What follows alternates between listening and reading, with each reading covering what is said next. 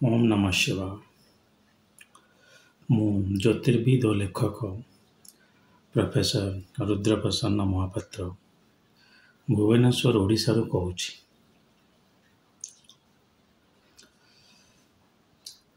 ମୁଁ ଆଗରୁ କହି ରଖିଛି ଯେ ନବାଂଶ ବିନା ଜାତକ ଦେଖିବାଟା ଗୋଟେ ପ୍ରକାର ଠକାମି, ଦି ଆଡ଼ୁ ଠକାମି।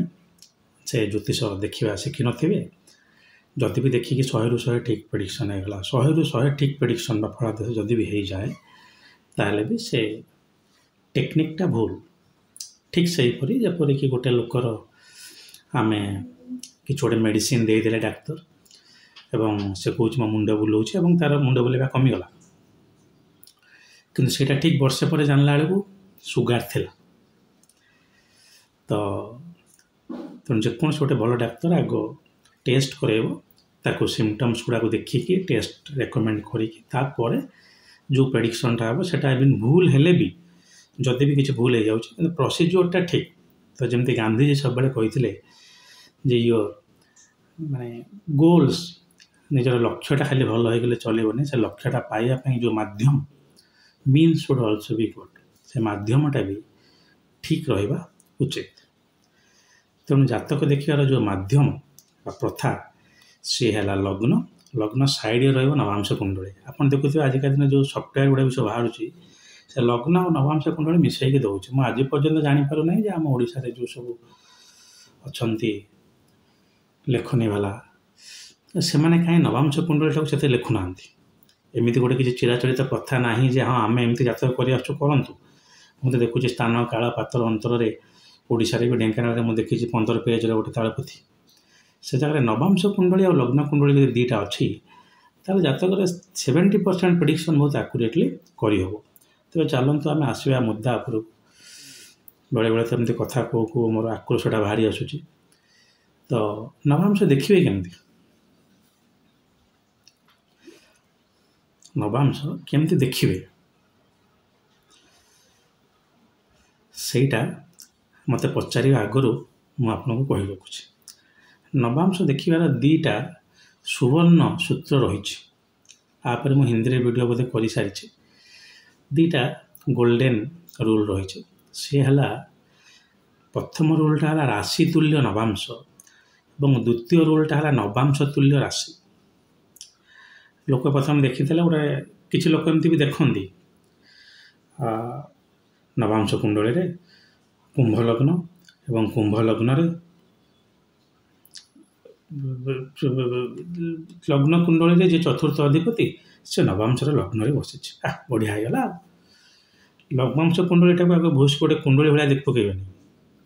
ସେଇଟା ଆପଣଙ୍କର prediction, that is not the way, ସେଇଟା ମାଧ୍ୟମ ନୁହେଁ। ଯଦିଓ ବିଦ୍ୟା ମାଧବୀୟମ୍ ବୋଲି ଗୋଟେ ବହି ଅଛି, ତା'ର ହିନ୍ଦୀ ଟ୍ରାନ୍ସଲେସନ୍ ନାହିଁ, ତାକୁ ଆର୍ ଶର୍ମା ଶାସ୍ତ୍ରୀ ବୋଲି ଜଣେ ଲୋକ ତାକୁ ସାଂସ୍କ୍ରିଟରେ ବ୍ୟାଖ୍ୟା କରିଛନ୍ତି।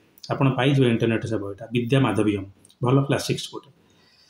ସେଇଥିରେ ନବାଂଶ ବିଷୟରେ ଯେଉଁ ଲେଖା ହେଇଛି, ସେଥିରେ ବି ଏମିତି ବି କୁହାଯାଇଛି ଯେ ନବାଂଶ ଗୋଟେ କୁଣ୍ଡଳୀ ଭଳିଆ ଦେଖନ୍ତୁ, ଦେଖିପାରିବେ। କିନ୍ତୁ ତା ଛଡ଼ା ମୁଖ୍ୟ ଯେଉଁ ଦୁଇଟା ସୂତ୍ର ରହିଲା, ସେ ହେଲା ରାଶି ତୁଲ୍ୟ ନବାଂଶ, ନବାଂଶ ତୁଲ୍ୟ ରାଶି।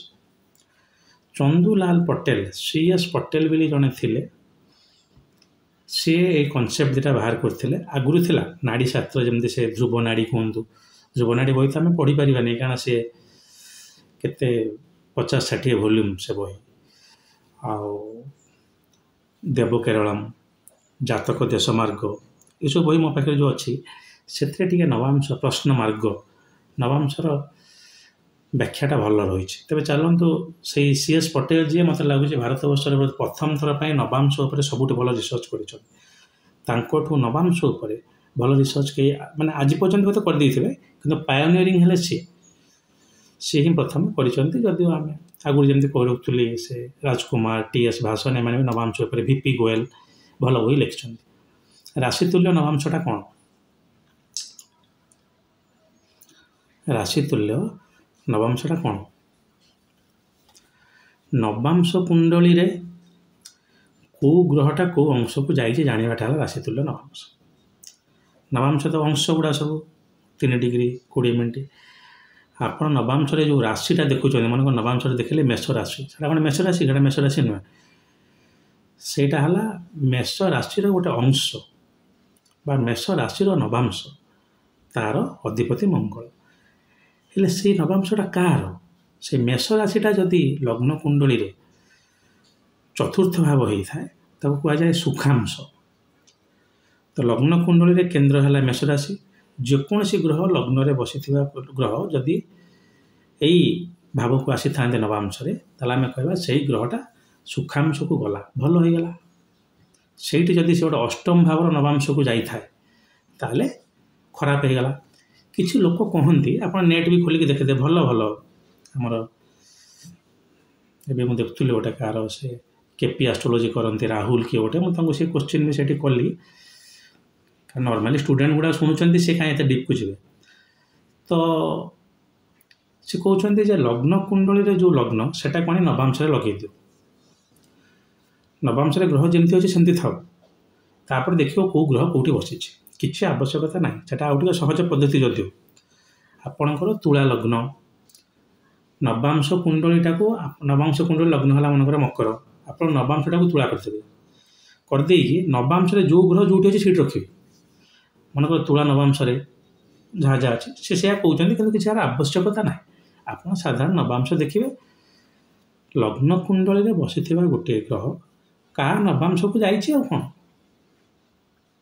ମନେକର ସେ ଯାଇଛି ମେଷ ନବାଂଶକୁ, ବୃଷ ନବାଂଶକୁ, ସେଇ ବୃଷଟା ଲଗ୍ନ କୁଣ୍ଡଳୀରେ ଗୋଟେ ଭଲ ଭାବରେ ଅଧିପତି ନା ନାହିଁ। ଯଦି ଧନ ଭାବର ଅଧିପତି ହୁଏ ସେଟାକୁ କୁହାଯିବ ଧନାଂଶ। ଯଦି ନବମ ଭାବର ଅଧିପତି ହୁଏ ସେଟା କୁହାଯାଏ ଧର୍ମାଂଶ, କାରଣ ସେଟା ହେଲା ଧର୍ମ, ତ୍ରିକୋଣ ଧର୍ମ ଘର ସେଟା। ଯଦି ଷଷ୍ଠ ଭାବର ନବାଂଶକୁ ଯାଏ ତାକୁ କୁହାଯାଏ ଅରିଆଂଶ, ଅରି ଶତ୍ରୁ, ରୋଗାଂଶ ବି କିଛି ଲୋକ କୁହନ୍ତି। ଯଦି ଗୋଟିଏ ଗ୍ରହ ଲଗ୍ନ କୁଣ୍ଡଳୀରେ ଖୁବ୍ ଭଲ ଅଛି କିନ୍ତୁ ଖରାପ ନବାଂଶକୁ ଯାଇଛି, ତାହେଲେ ତାର କାରକତ୍ୱ ହାନି ଘଟିଲା, ଆଉ ତାର କ'ଣ ବଡ଼ ଭାବିବାର ଅଛି। ଏଇ ହେଲା ରାଶି ତୁଲ୍ୟ ନବାଂଶ। ଆପଣ ନବାଂଶ କୁଣ୍ଡଳୀ ଭଳିଆ ଦେଖିବ କେବେ ନାହିଁ। ମନେ ରଖିଥାନ୍ତୁ, ଏଇ ପ୍ରିନ୍ସିପଲଟା ଦୁଇଟା ଯାକ ଗ୍ରହ ଭଲ ନବାଂଶକୁ ଗଲେ, ଯୁକ୍ତ ହେଲେ ସେଟା ଭଲ ହେବ। ନବାଂଶରେ ଯୁକ୍ତି ଯେଉଁଟା ମୁଁ କହିଛି ବହୁତ ଭଲ କାମ ଦିଏ। ଏଇ ପ୍ରିନ୍ସିପଲଟାକୁ ଆପଣ 50-60% ନେଇକି ଚାଲନ୍ତୁ। ଏଇ ପ୍ରିନ୍ସିପଲ ଚଳିଯିବ, ଯଦିଓ ଆକୁ ନେଇକି ଆହୁରି ଗୁଡ଼ିଏ ଅଛି, କିନ୍ତୁ ଆଗ ଆପଣ ଏଟାକୁ ଦେଖିବେ ଯେ ରାଶି ତୁଲ୍ୟ ନବାଂଶ। ଆମେ ରାଶିର କେଉଁ ଗ୍ରହ ଗୁଡ଼ା କେଉଁ ନବାଂଶକୁ ଯାଇଛନ୍ତି, ଏବଂ ଭଲ ନବାଂଶକୁ ଯାଇଛନ୍ତି ତାଙ୍କ କାରକତ୍ୱ ବୁଦ୍ଧି ହେଲା, ଖରାପ ନବାଂଶକୁ ଯାଇଛନ୍ତି କାରକତ୍ୱ ହାନି ଘଟିଲା। ଆଉ ଗୋଟିଏ ପ୍ରିନ୍ସିପଲ ନେକ୍ସଟକୁ ଆସୁଛି, ସେ ହେଲା ନବାଂଶ ତୁଲ୍ୟ ରାଶି। ଏଥିରେ ଠିକ୍ ଓଲଟାଟା ବା ନବାଂଶର ଲଗ୍ନ ମନେକର ବାହାରିଲା ଆପଣଙ୍କର କନ୍ୟା ଲଗ୍ନ, ଲଗ୍ନ କୁଣ୍ଡଳୀରେ ଲଗ୍ନ ହେଲା ଧନୁ ଲଗ୍ନ, ନବାଂଶ ଲଗ୍ନ ହେଲା କନ୍ୟା ଲଗ୍ନ। ଆପଣ ନବାଂଶ ଲଗ୍ନଟାକୁ ସମାନ ରଖିବେ। ଯଦି ନବାଂଶ ଲଗ୍ନ ଆପଣ ସମାନ ରଖିଲେ ତାହେଲେ ଜାତକରେ ଯେଉଁ ଧନୁ ଲଗ୍ନଟା ସେ ତାଠୁ ଚତୁର୍ଥ ପଳେଇଯିବ, ଅର୍ଥାତ୍ ସେଇ ନବାଂଶର ଚତୁର୍ଥ ଭାବ ହେଇଯିବ ଧନୁ। ନବାଂଶ ଲଗ୍ନକୁ ସମାନ ରଖିକି ଲଗ୍ନ କୁଣ୍ଡଳୀରେ ଗ୍ରହ ଗୁଡ଼ା ଯେଉଁଠି ଯେଉଁଠି ବସୁଛନ୍ତି ସେଗୁଡ଼ା ବସେଇଦେବେ ନବାଂଶରେ। ବୁଝିପାରୁଛନ୍ତି? କ୍ଷମା କରି ମୁଁ ତ ସେ ଇଲେଷ୍ଟ୍ରେସନ୍ କରୁନାହିଁ। ଇଲେଷ୍ଟ୍ରେସନ୍ କ'ଣ କରିବା, ଓଡ଼ିଆ ଭିଡ଼ିଓ ତ 15-20 ଜଣ ଦେଖୁନାହାନ୍ତି, ଇଲେଷ୍ଟ୍ରେସନ୍ କ'ଣ କରିବା। ଦେଖିଲେ ସିନା ହେବ, 1000-2000 ଲୋକ ଦେଖିଲେ ହଁ କିଛି ଗୋଟେ କରିବାକୁ ଇଚ୍ଛା ହୁଅନ୍ତା। ତ ଛାଡ଼ନ୍ତୁ, ହୁଏତ ସେ ମୁଁ ହିଁ କିଛି ଅଧିକ ମୂର୍ଖ କଥା କହୁଥିବି, କିମ୍ବା ମୋ କଥାକୁ ଯାହା ମୁଁ ଯେତିକି ପାଇଛି ମୋ କଥାକୁ ବୁଝିଲା ଭଳିଆ ଲୋକ ଟିକେ କମ୍। ପୁଣି ଆଉ ଥରେ କହି ରଖୁଛି, ମନେକର ଆପଣଙ୍କର କନ୍ୟା ଲଗ୍ନ ଏବଂ ନବାଂଶର ଲଗ୍ନଟା ହେଲା କନ୍ୟା, ଜାତକର ଲଗ୍ନଟା ହେଲା ଧନୁ। ଜାତକର ଯାହା ବି ଲଗ୍ନ ହେଇଥାଉ, ଜାତକରେ କେଉଁ କେଉଁ ରାଶିରେ କ'ଣ କ'ଣ ଗ୍ରହ ଅଛି ଆପଣ ଦେଖିଥାନ୍ତୁ। ମନେକର ଜାତକ ନବାଂଶର ଲଗ୍ନଟାକୁ ସମାନ ରଖିଲେ, ଗୋଟେ କୁଣ୍ଡଳୀ ଥାନ୍ତିଲେ ଏଠି 6ଟା ଲଗ୍ନ କରିଦେଲେ, ଲଗ୍ନ କୁଣ୍ଡଳୀରେ ଯେଉଁ ଯେଉଁ ରାଶିରେ ଯେଉଁ ଯେଉଁ ଗ୍ରହ ଅଛି ତାକୁ ବସାଇଦେବେ। ଅର୍ଥାତ୍ ଏଠି ଆପଣ ନବାଂଶ ଲଗ୍ନଟାକୁ ପ୍ରାୟୋରିଟାଇଜ୍ କଲେ। ଏଟା ହେଲା ରାଶି ତୁଲ୍ୟ ନବାଂଶ ଥିଲା, ଏଇଟା ହେଲା ନବାଂଶ ତୁଲ୍ୟ ରାଶି। ଏଇ ଦୁଇଟି ପ୍ରିନ୍ସିପଲ୍ ବିଶେଷତଃ ଯେଉଁ ଯେଉଁ ଗ୍ରନ୍ଥ ମୁଁ କହିଲି, ସେ ଦେବକରଳମ କୁହନ୍ତୁ, ଦେବନାଡ଼ି କୁହନ୍ତୁ, ଜାତକ ଦେଶମାର୍ଗ କୁହନ୍ତୁ,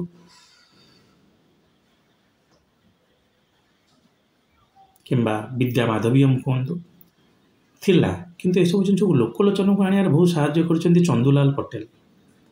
ପ୍ରାୟ ମୋତେ ଲାଗୁଛି ବୋଧେ ସେ 1980 ଖଣ୍ଡ ବେଳକୁ ସେ ଲେଖିଲେଣି। ମୁଁ ସେ 80 81 ମୋର ଜନ୍ମ ହେବ।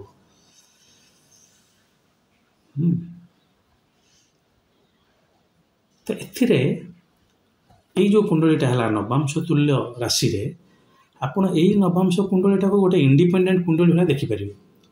ମନେକର ସେଠି ହେଲା ଧନୁ ଲଗ୍ନ, ଏଠି ହେଲା କନ୍ୟା ଲଗ୍ନ, ଏଠି ଆପଣଙ୍କର ବୁଧ ଯୋଗକାରକ ହୋଇଗଲା, ଏଠି ଆପଣଙ୍କର ଶନି ଯୋଗକାରକ ହୋଇଗଲା। ତା ଅର୍ଥ ଯେଉଁ ଗ୍ରହ ଗୁଡ଼ାକ ଆପଣ ଭାବୁଥିଲେ ଖରାପ ବୋଲି, ଆପଣମାନେ ବୁଧ ଖରାପ ଅଛନ୍ତି ତ ଲଗ୍ନ କୁଣ୍ଡଳରେ, ତାଙ୍କର ଟିକେ କମିଯିବ। ଆକ୍ଚୁଆଲି ସେ ତ ଖରାପ ନୁହନ୍ତି। ଆପଣଙ୍କର କର୍ମଟାକୁ ପଢ଼ିବାର ମାଧ୍ୟମ ହେଲା ଜାତକ। କେତେ ଆମେ ଆପଣଙ୍କ କର୍ମଟାକୁ ବାରିକ କରି ପଢ଼ିପାରିବା, ସଠିକ୍ରେ ପଢ଼ିପାରିବା, ଷ୍ଟେପ୍ ବାଇ ଷ୍ଟେପ୍ ଯାଇ ପଢ଼ିପାରିବା, ଏଇ ହେଲା ଜ୍ୟୋତିଷ। ଆପଣ ଭାବୁଥିବେ ଆରେ ବଢ଼ିଆ ଅଛି ବୃହସ୍ପତି ଲଗ୍ନରେ, ଆଉ ଦେଖିଲା ବେଳକୁ ନୀଚ ନବାଂଶରେ ବସିଥିବ।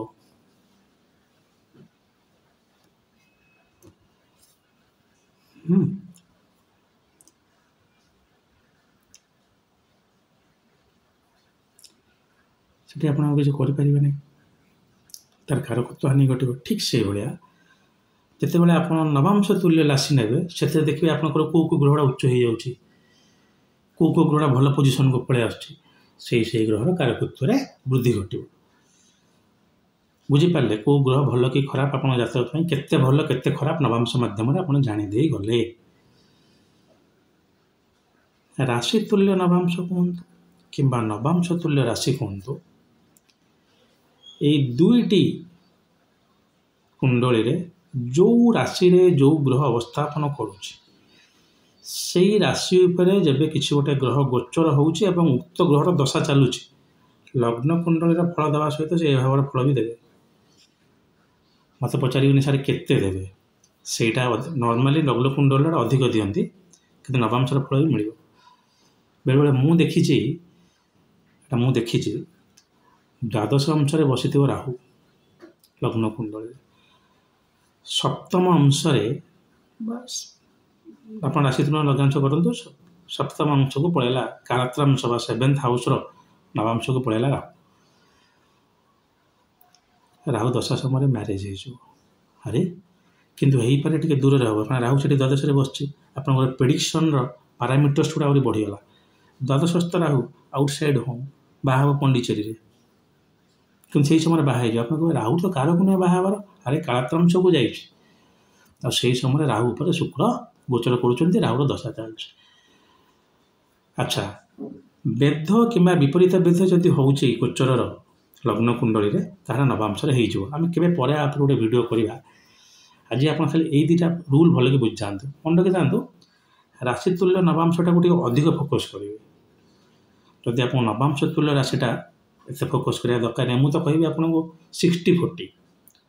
ରାଶି ତୁଲ୍ୟ ନବାଂଶଟାକୁ ଆଗ ଦେଖିବେ ଯେ କେଉଁ ଗ୍ରହ କାହା ନବାଂଶକୁ ଗଲା, ସିଏ ତାକୁ ରେଗୁଲେଟ୍ କଲା। ଆଉ ଯଦି ଆପଣଙ୍କର ଶୁକ୍ର ବସିଛି ଜାତକରେ ତୃତୀୟ ଭାବରେ, କିନ୍ତୁ ନବାଂଶକୁ ଯାଇଛି ଦଶମ ଭାବର ନବାଂଶକୁ, ସେ ଆପଣଙ୍କର କର୍ମକୁ ରେଗୁଲେଟ୍ କରିବ।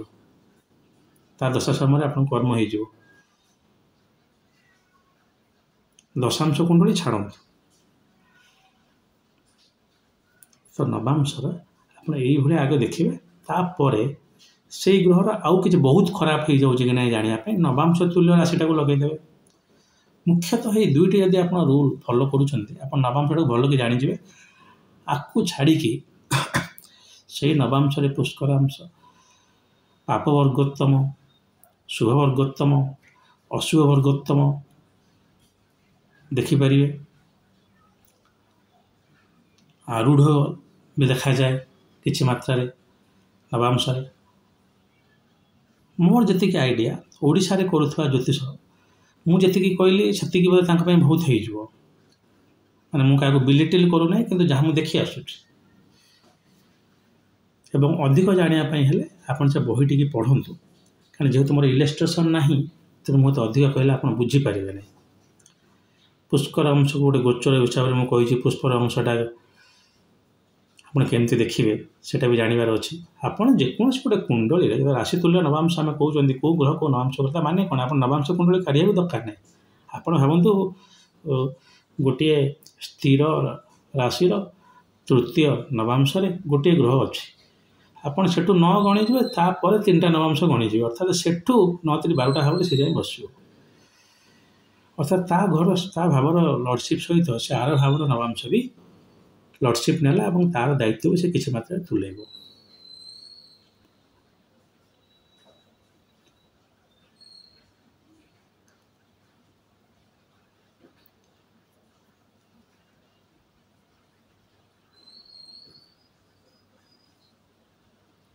ତେଣୁ ଆପଣମାନେ ଏଟା ସବୁବେଳେ ମନେ ରଖିଥିବେ ଯେ ରାଶି ତୁଲ୍ୟ ନବାଂଶ ଆଉ ନବାଂଶ ତୁଲ୍ୟ ରାଶି।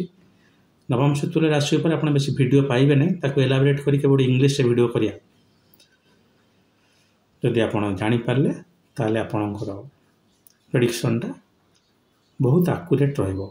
ନହେଲେ ମୁଁ ଯେମିତି ଏଠି ଗୋଟେ ଯାଉଥିଲି, ରସୁଲଗଡ଼ରେ ଗୋଟେ ଇନଷ୍ଟିଚ୍ୟୁଟ୍ ଅଛି, ସେଠି ଗୁରୁଗଡ଼ ଦେଖିଦେଲେ ପଞ୍ଚମ ଭାବରେ ତୋର ଶୁକ୍ର ବସିଛି, ତୋର 2ଟା ଝିଅ ହେଇଥିବେ ଆଉ କ'ଣ, ଦେଖିଲା ବେଳେ ତାର 2ଟା ପୁଅ।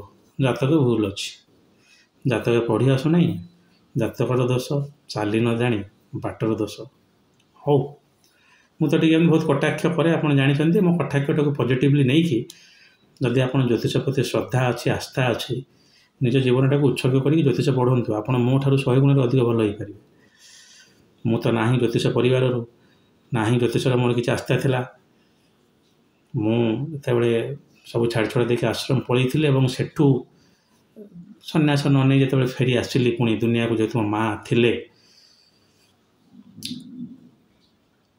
ସେଠୁ ଅନ୍ୟ ଉପାୟ ନ ହେଇ ମୁଁ କହିଲି ରୁଦ୍ରାକ୍ଷ ଉପରେ ଏତେ ରିସର୍ଚ୍ଚ ହେଇଗଲାଣି, ଟିକେ ଜ୍ୟୋତିଷ ଶିଖିବା ବୋଲି କହି ମୁଁ ଶିଖିଥିଲି। ସେମିତି ମୋର ଜ୍ୟୋତିର୍ବିଦ ହେବାର ଯଦି ସ୍ୱପ୍ନ କିଛି ନଥିଲା, ସେଇଟା ମହାଦେବ ଚାହିଁଲେ ମୁଁ ହେଇଛି। ତେଣୁ ଆପଣମାନଙ୍କ ଭିତରୁ ଯେ ଜ୍ୟୋତିଷ ପରିବାରରୁ ଆସୁଛନ୍ତି, ଜ୍ୟୋତିଷ କୌଳିକ ବୃତ୍ତି ହିସାବରେ କରି ଆସୁଛନ୍ତି, କିମ୍ବା ବହୁତ ୟଙ୍ଗ ଏଜ୍ରୁ ଜ୍ୟୋତିଷ କରୁଛନ୍ତି, ମୁଁ ତ 40 ବର୍ଷ ବୟସରେ ଜ୍ୟୋତିଷ କଲି, ଆପଣ 20 ବର୍ଷ ବୟସ ଜ୍ୟୋତିଷ କରୁଛନ୍ତି, ତାହେଲେ ନିଶ୍ଚିତ ରୂପେ ଆପଣ ରୁଦ୍ର ମହାପାତ୍ର ଠାରୁ 100,000 ଗୁଣରେ ଆଗକୁ ଯିବେ।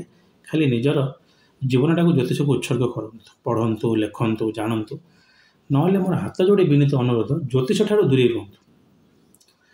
ସାର୍ ଜ୍ୟୋତିଷରେ ମୋର ଟିକେ ଇଣ୍ଟରେଷ୍ଟ ଅଛି। ଜଣେ ଯେମିତି ଆମ ଭିଉଅର୍ କହିଲେ, ସାର୍ ମୋର ଫୁଲ୍ ଟାଇମ୍ ଇଣ୍ଟରେଷ୍ଟ ଅଛି, କିନ୍ତୁ ମୁଁ ଦିନକୁ 2 ଘଣ୍ଟା ପ୍ରାକ୍ଟିସ୍ କରେ, ଜ୍ୟୋତିଷ ସାରା ରତ୍ନାବଳୀ ପଢ଼େ। ଆଉ ଫୁଲ୍ ଟାଇମ୍ ଇଣ୍ଟରେଷ୍ଟ, ସେ କ୍ଲାସିକ୍ସ ବି ପଢ଼ୁନାହାନ୍ତି।